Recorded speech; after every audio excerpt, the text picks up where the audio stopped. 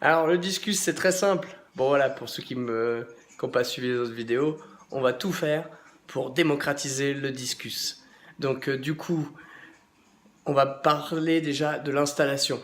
Donc déjà, on va pas accueillir un discus en dessous de 350 litres.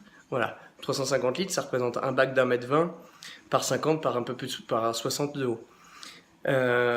Sachant qu'en plus, si on fait un bac donc comme ça d'ornement, bah, il n'y a pas au final 350 litres d'eau. Il y a plus proche, on va dire, de 310 litres, 300 litres, suivant les décorations que vous allez mettre, suivant les plantes que vous allez mettre. Donc du coup, après, on va respecter quand même les 50 litres par poisson, si on n'en met pas plus que 6. Mais du coup, voilà, on est limité. Alors, si vous pouvez faire du discus et prendre un 450 litres, 500 litres dès le début, prenez, faites-vous plaisir et vous ne regretterez pas. Donc du coup, donc le volume, on en a parlé. Après, qu'est-ce qu'il faut? Pas mettre des objets en plastique. Attendez, vous faites un poisson roi de l'aquarium, vous mettez quoi? Des méduses en plastique ou des décors en plastique. Je vous assure que je le vois, vous n'avez plus qu'à aller sur le bon coin, vous tapez discus, vous tombez sur les aquariums et vous voyez qu'il y en a qui ont mis des méduses fluo de botanique flottantes comme ça pour des discus. Et après, non voilà, je peux pas, je suis désolé. J'ai fait ce bac, beaucoup le trouvent beau. C'est très simple, j'ai pas l'impression d'avoir fait Sciences Po pour faire ce bac-là. Pour le sol, donc moi j'ai mis en grande partie du manodo avec un petit peu de sable pour faire en fait un peu des reliefs. Vous voyez un petit peu de gris, un peu de noir et tout ça.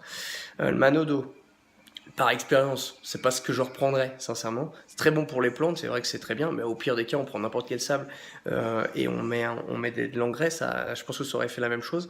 Le problème, c'est que le manodo, en plus, pour descendre le pH, c'est un peu plus difficile. Donc, bon, on va dire pour de l'hybride, du discus hybride, il n'y a pas besoin de descendre trop le pH. 6, 8, 7, ça vit dans 7,5 de pH. Mais bon, j'aime bien optimiser quand même ma qualité d'eau, et donc du coup, c'est peut-être pas ce que je reprendrais. Du moins, ce que je conseillerais aux gens. Voilà, donc mettez du sable, voilà, du gravier. Pensez plutôt aux poissons de fond, les corydoras, pour pas qu'ils se coupent les babines. Donc faites attention au type de gravier. Et prenez des couleurs voilà, qui vous plaisent, donc ce que vous souhaitez. Sur du noir avec les plantes vertes, ça ressort très bien. C'est aussi un choix que j'aurais pu faire.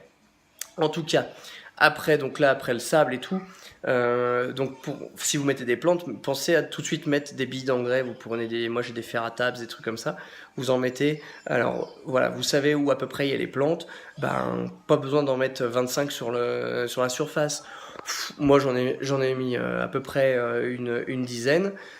Et en fait, je les ai répartis à peu près à 10 centimètres les unes des autres. Et puis les plantes, bien entendu, j'ai essayé de les planter proches, on va dire, de ces tablettes. Et je vous assure qu'en les déracinant, j'ai vu que les racines, elles s'avouaient pour aller chercher ces petites tablettes. Donc c'est très bien. Euh, voilà, moi j'ai mis deux bulleurs, donc j'ai pris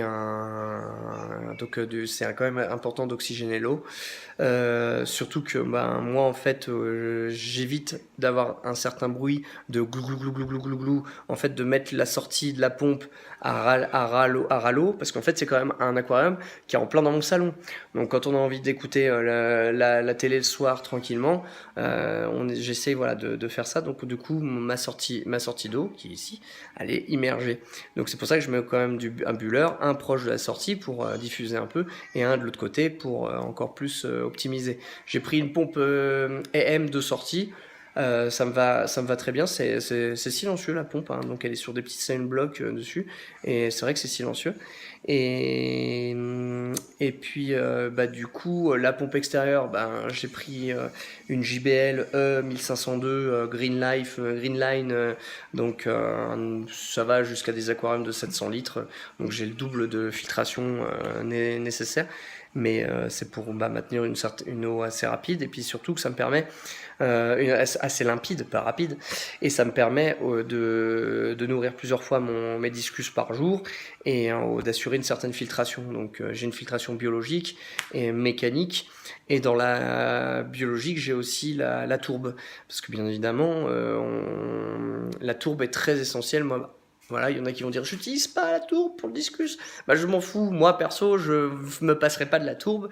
Et quand il y en a qui disent que ça teinte l'eau, alors c'est vrai que si je prends un récipient blanc, je mets de l'eau, j'ai l'eau qui est légèrement marron, on le voit. Mais quand on le voit là dans l'aquarium à travers, l'eau est limpide en fait. Donc faut pas avoir peur de mettre de la tourbe en se disant je vais avoir un terrain boueux dans mon truc. Non, non, c'est pas du tout le cas. Vous pouvez le voir, constater que moi j'ai de la tourbe et ça, j'ai de l'eau quand même hyper limpide. Euh, Au niveau des plantes, bah, prenez des plantes qui résistent aux eaux chaudes, hein, parce que comme on avait dit, hein, le discus c'est un des poissons d'eau douce qui nécessite une eau très très chaude. Donc les echinodorus, ça va très bien, les vallisneriens, ça va très bien.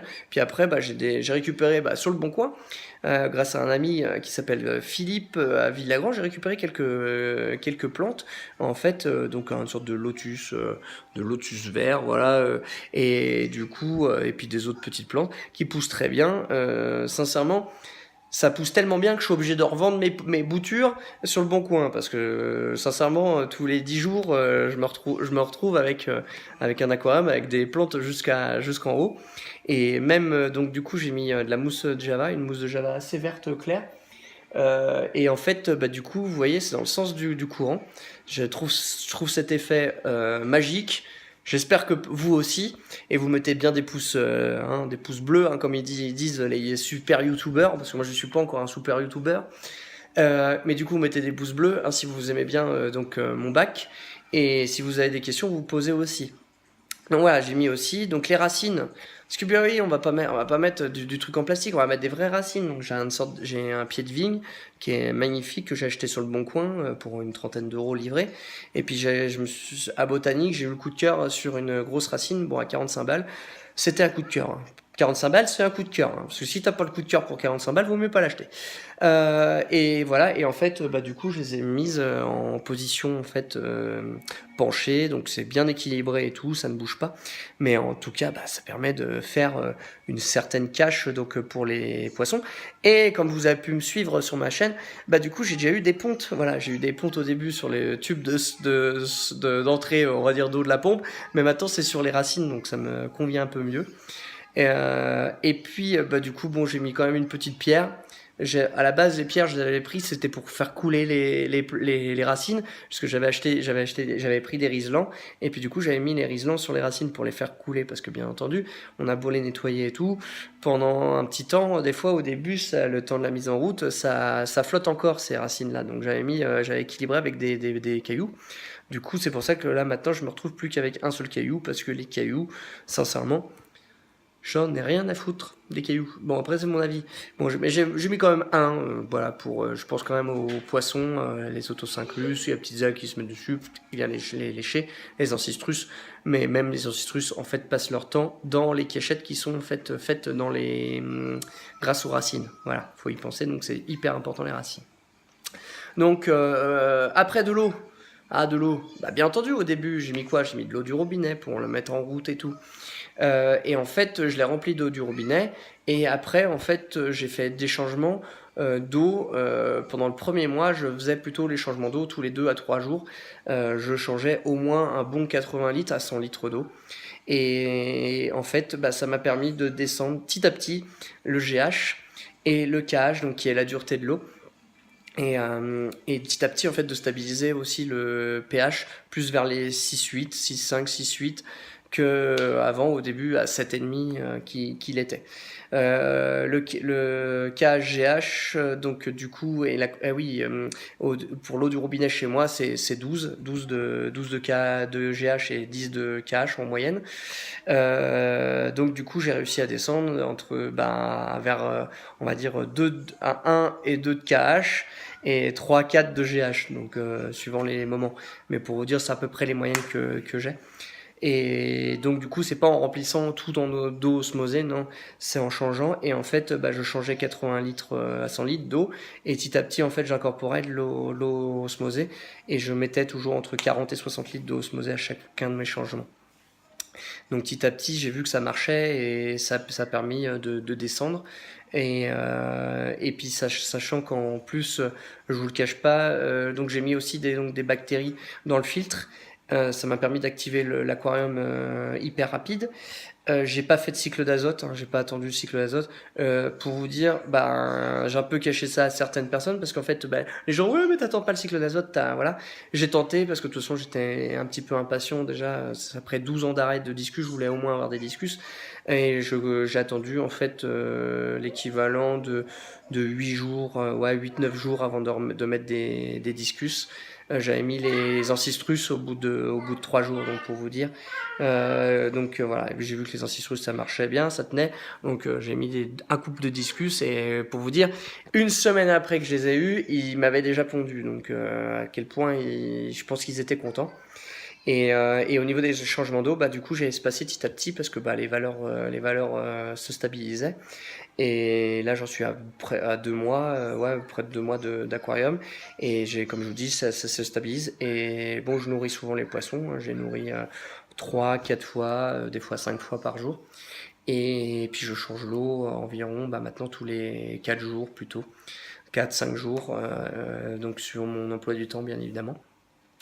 Mais et puis ça va bien. Donc là j'ai incorporé un Pigeon Blood femelle. Donc c'est un Pigeon Blood blue, voilà comme on dit. Donc il tire beaucoup plus sur le blanc et il a des reflets bleus. C'est une femelle, donc elle est en train quand même de s'incorporer au groupe. Mais hier j'ai eu un cassage de groupe. Mon Marlboro a pris la tête un petit peu. Donc sur l'autre mâle qui était dominant.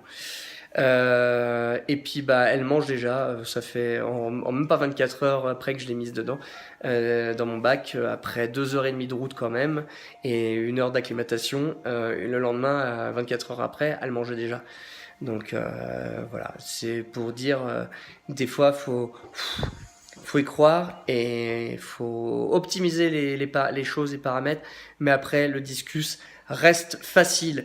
Donc restez connectés et puis surtout mettez des clics, likez et commentez. Moi je suis là pour échanger et je suis là pour aider les gens s'il faut. Allez, à plus et let's go vers l'aventure du discus.